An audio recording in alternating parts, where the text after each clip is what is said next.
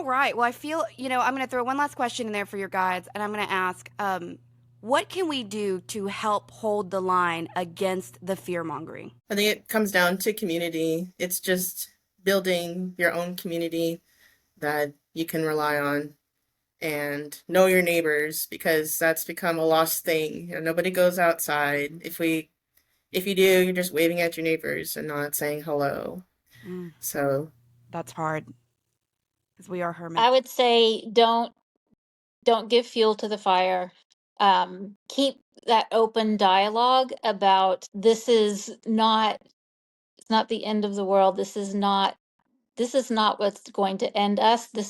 It's more talk than anything. And so the more we diffuse it and the more that we just kind of get people grounded, so to speak, the less it will have a hold on us. The other thing that they're kind of talking about is that when there's two things.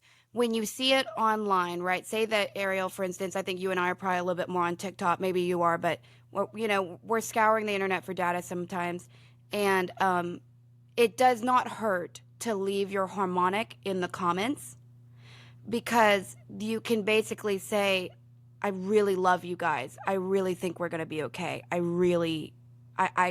know it's weird, but we got this." Because then that will function as a little bit of an algorithm filter for people who are maybe needing that in that particular moment and what's it to us energetically. And the other thing they were saying is disconnect from your need to be okay. What are you so worried about? What do you think is so wrong? You're whole here. This tomorrow is going to come at its rate that which tomorrow always comes.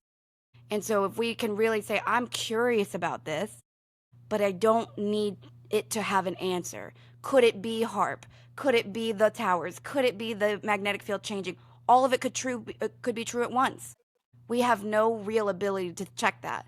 So it would be most important to manage what you can manage, which is your own anxieties and your heart space about it.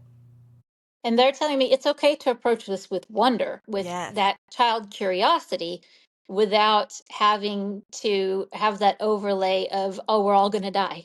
Right. Well, because we are all going to I'm just die, guys. Like, imagining Chicken Little. You remember the yeah. story of Chicken Little? mhm, That's what I feel like this is what y'all are doing. Y'all are all running around like Chicken Little, mhm. just working yourselves up.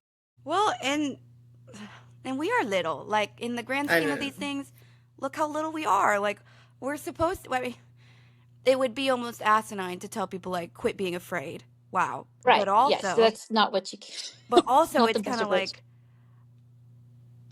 we've got choices of how we can hold ourselves. That's what they're like. You can be afraid, see what that does to your adrenal system, see what it does to your, cortisol, and then see if that feels good. Because we do have a choice, and I personally, as me, I would want to choose to feel good. Doesn't always work, and we get that. They're To saying kind of take the fear in small doses. yes, well, and take the fear to change what you can. If you're really petrified about the power going out, and then you are the weirdo. Go get the food. Stop judging yourself for it. Like, get the generator. If that's going to bring you peace, now recognize that can be a black hole of insatiability because peace is not something you can achieve from the outside coming towards you. And But preparedness will take you down a rabbit hole as it's, well. yeah. They've made shows um, about it. Those I saw doomsday this. prepper shows. Well, there's a comedian, and I thought this was so funny. She said, and I'm just teasing, but she goes, um, how unfortunate is it that all the people who are prepared are the worst of us?